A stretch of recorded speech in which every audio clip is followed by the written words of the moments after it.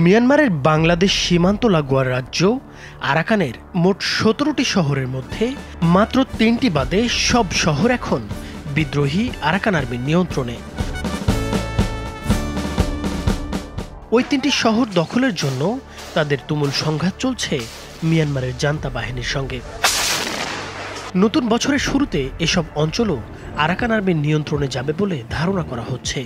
বিশ্লেষকরা বলছেন, খুব শীঘ্রই স্বাধীন হয়ে যেতে পারে মিয়ানমারের রাখাইন স্টেট বা আরাকান রাজ্য, অর্থাৎ মিয়ানমার আর বাংলাদেশের প্রতিবেশী থাকছে না। এতে ত্রিমুখী চ্যালেঞ্জে পড়তে যাচ্ছে বাংলাদেশ।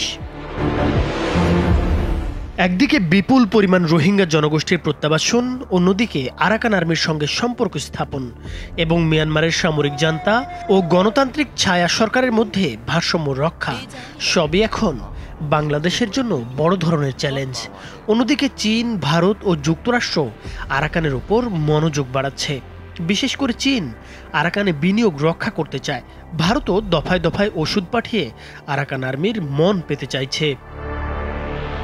বাংলাদেশে আশ্রয় নেওয়া বিপুল পরিমাণ রোহিঙ্গা জনগোষ্ঠী এখন রয়েছে অনেকটা দুর্বল অবস্থায়। খবর পাওয়া গেছে, রোহিঙ্গাদের অনেকে জান্তা বাহিনীর সাথে যোগ দিয়ে আরাকান আর্মির বিরুদ্ধে অস্ত্র ধরেছে। এতে আরাকানে রোহিঙ্গাদের প্রত্যাবাসনও কঠিন হয়ে পড়বে। তবে রাখাইন অঞ্চলে আরাকান আর্মির বিজয় বাংলাদেশের জন্য নতুন সম্ভাবনাও তৈরি করতে পারে। রোহিঙ্গা সংকটের স্থায়ী সমাধান, সীমান্তের নিরাপত্তা উন্নয়ন এবং রাখাইনের জনগোষ্ঠীর সাথে বন্ধুত্বপূর্ণ সম্পর্ক গড়ার সুযোগ দেবে। পাশাপাশি আসিয়ানভুক্ত দেশগুলোর সঙ্গে সম্পর্ক গভীর করে বাংলাদেশকে বাণিজ্যিক করিডোর হিসেবে গড়ে তুলে অর্থনৈতিক প্রবৃদ্ধি অর্জন এবং আন্তর্জাতিক অঙ্গনে কৌশলগত অবস্থান শক্তিশালী করার সম্ভাবনাও রয়েছে। আরাকানের ১৭টি টাউনশিপের মধ্যে শুধু আকিয়াব, মুনাং ও কাইয়াকফু এখনও দখল করতে পারেনি আরাকান আর্মি। সাগর উপকূলবর্তী এই ৩টি শহরই অর্থনৈতিকভাবে আরাকানের সবচেয়ে গুরুত্বপূর্ণ স্থান। আরাকান আর্মি ও মিয়ানমারের সেনাবাহিনীর মধ্যে সংঘাত এখন মূলত নৌযুদ্ধের দিকে যাচ্ছে, যা বাংলাদেশের কক্সবাজার উপকূলের খুবই কাছে। তীব্র ঐক্যবদ্ধ রাখাইন জনগোষ্ঠীর বিপরীতে মিয়ানমার আর্মির দুর্বল অবস্থা দেখে বোঝা যায় তাদের পক্ষে আরাকান আর্মিকে থামানো প্রায় অসম্ভব। রাখাইন জুড়ে এখন যে পরিস্থিতি তৈরি হয়েছে তাতে অনুমান করা যায় মিয়ানমার সম্ভবত আর বাংলাদেশের প্রতিবেশী থাকছে না। আরাকানের প্রায় ৮০% এলাকা হারানোর পরও মিয়ানমারের সেনাবাহিনী টাটমাদো আরাকানের রাজধানী আকিয়াব রক্ষায় প্রাণপণ চেষ্টা করে যাচ্ছে। আকিয়াবের চারপাশের নদীপথ বন্ধ করে শহরটিকে মূলত বিচ্ছিন্ন করে রেখেছে তারা। টাটমাদোর নৌবাহিনী ২০টি ছোট ও মাঝারি যুদ্ধজাহাজ দিয়ে গুরুত্বপূর্ণ এই শহর ধরে রাখার চেষ্টা করে যাচ্ছে। অন্যদিকে আরাকান আর্মি আশপাশের টাউনশিপ থেকে আর্টিলারি দিয়ে ক্রমাগত হামলা চালিয়ে ধীরে ধীরে জান্তা বাহিনীর শক্তি কমিয়ে আনছে। এছাড়া মিয়ানমারের ধান চালের জন্য বিখ্যাত শহর ইয়ারওয়াদির দিকেও আক্রমণ চালাচ্ছে আরাকান আর্মি। তাছাড়া এখানে ৩টি নীল সমুদ্র সৈকত রয়েছে, যা আরাকান আর্মির জন্য বিপুল রাজস্ব আয়ের সম্ভাবনা তৈরি করছে। আরাকান আর্মি নতুন বছরে প্রদেশটির রাজধানী দখল করে সেখানে নিজেদের পতাকা ওড়াতে বদ্ধপরিকর। আগামী ১০ এপ্রিল তাদের প্রতিষ্ঠা বার্ষিকীতে জমকালো বিজয় উৎসব পালন করতে চায় তারা। ১৬ বছর আগে মাত্র ২৬ জন যুবকের হাতে গড়া সংগঠনটি এখন প্রায় ৪০,০০০ সদস্যের শক্তিশালী বাহিনী হিসেবে গড়ে উঠেছে। বর্তমানে আরাকান আর্মির সাথে সম্পর্ক তৈরি করতে মরিয়া দুই বৃহৎ আঞ্চলিক পরাশক্তি দেশ ভারত এবং চীন। এই অঞ্চলে চীনের প্রচুর বিনিয়োগ রয়েছে। অন্যদিকে ভারতের জন্যও এই রাজ্য অত্যন্ত গুরুত্বপূর্ণ।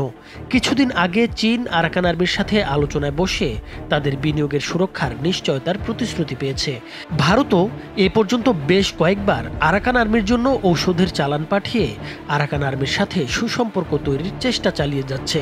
পরিস্থিতি এমন দাঁড়িয়েছে যে দীর্ঘ ২৪০ বছর পর আরাকানের জনগোষ্ঠী নিজেদের মর্যাদা ফিরে পেয়েছে। তবে আরাকানের এই পরিবর্তন রোহিঙ্গা জনগোষ্ঠীর জন্য খুব বেশি সুখবর বয়ে আনবে বলে মনে হচ্ছে না। কারণ রোহিঙ্গাদের অনেকে ইতোমধ্যে সরকারি বাহিনীর সাথে যোগ দিয়ে রোহিঙ্গা বিদ্বেষী আরাকান আর্মির বিরুদ্ধে লড়াই করছে। অথচ এই জান্তা বাহিনীর অত্যাচার, জুলুম আর নির্যাতনের ভয়ে লাখ লাখ রোহিঙ্গা বাংলাদেশে পালিয়ে আসতে বাধ্য হয়েছিল। এছাড়া রোহিঙ্গাদের সশস্ত্র সংগঠন আরসাও আরাকান আর্মির বিরুদ্ধে কাজ করছে। ফলে রাখাইনে আরাকান আর্মির নিয়ন্ত্রণ প্রতিষ্ঠিত হলে রোহিঙ্গাদের নাগরিকত্ব দাবি এবং নিজ ভূমিতে ফেরার পথ আরও কঠিন হয়ে পড়বে বলে আশঙ্কা করছেন বিশ্লেষকরা। তবে আরাকান আর্মি বাংলাদেশের কাছ থেকে বন্ধুত্বের স্বীকৃতি এবং মানবিক সহায়তা চায়। এমন পরিস্থিতিতে বাংলাদেশকে কৌশলগতভাবে পদক্ষেপ নেওয়ার পরামর্শ দিয়েছেন নিরাপত্তা বিশেষজ্ঞ, সাবেক কূটনীতিক ও শিক্ষাবিদরা। Institute of peace and security স্টাডিজের আয়োজনে অনুষ্ঠিত এক আলোচনা সভায় এ পরামর্শ উঠে আসে। সভায় ইস্ট ওয়েস্ট ইউনিভার্সিটির সহকারী অধ্যাপক পারভেজ করিম আব্বাসি বলেন, রাখাইনে আরাকান আর্মির সঙ্গে কূটনৈতিক যোগাযোগের এখনই উপযুক্ত সময়। এটি কৌশলগতভাবে গুরুত্বপূর্ণ। সামরিক বিকল্পগুলো খোলা রাখতে হবে। তিনি আরও বলেন, বাংলাদেশ বিদ্রোহী গোষ্ঠীর সঙ্গে আনুষ্ঠানিক যোগাযোগ করতে না পারলেও অনানুষ্ঠানিক চ্যানেলগুলো খুঁজে বের করা উচিত। সামরিক বিশেষজ্ঞ অবসরপ্রাপ্ত মেজর জেনারেল এএনএম মনিরুজ্জামান বলেছেন, বাংলাদেশ সরকারের জন্য রাখাইন পরিস্থিতি মোকাবেলায় একটি সুস্পষ্ট কৌশল গ্রহণ অত্যন্ত গুরুত্বপূর্ণ। যদি আরাকান আর্মির সঙ্গে যোগাযোগ স্থাপন না করা হয় তবে বাংলাদেশকে বিকল্প উপায় খুঁজতে হবে। ভারতের কৌশল উল্লেখ করে তিনি বলেন, নয়াদিল্লি মিয়ানমার সরকারের পাশাপাশি বিদ্রোহী আরাকান আর্মির সঙ্গেও সম্পর্ক স্থাপনের চেষ্টা করছে। সাবেক রাষ্ট্রদূত শহীদুল হক আরাকান আর্মির সঙ্গে সম্পর্ক স্থাপনকে বাংলাদেশের জন্য সম্ভাব্য উইন উইন সিচুয়েশন হিসেবে চিহ্নিত করেছেন। তিনি বলেন, এটি শুধু নিরাপত্তা নয়, অর্থনৈতিক স্বার্থেও সহায়ক হবে। ভারতের জটিল পরিস্থিতি বাংলাদেশের জন্য একটি কৌশলগত সুযোগ এনে দিতে পারে। তবে পররাষ্ট্র উপদেষ্টা তৌহিদ হোসেন বলেছেন, সীমান্ত আরাকান আর্মির অধীনে চলে গেলেও বাংলাদেশ একটি রাষ্ট্র হিসেবে বিদ্রোহী গোষ্ঠীর সঙ্গে সরাসরি যোগাযোগ করতে পারে না। এ সমস্যার সমাধানে মিয়ানমারকেই দায়িত্ব নিতে হবে। রাখাইনে আরাকান আর্মির প্রভাব সীমান্তে জটিলতা তৈরি করেছে। নতুন করে রোহিঙ্গা প্রবেশের শঙ্কা ও ভারতে বিদ্রোহী তৎপরতা বাড়ারও ঝুঁকি রয়েছে। বিশেষজ্ঞদের মতে, সঠিক কৌশল নিলে বাংলাদেশ এই পরিস্থিতিকে নিজের স্বার্থে কাজে লাগাতে পারবে। নাইমুর হোসেন, মাছরাঙা টেলিভিশন।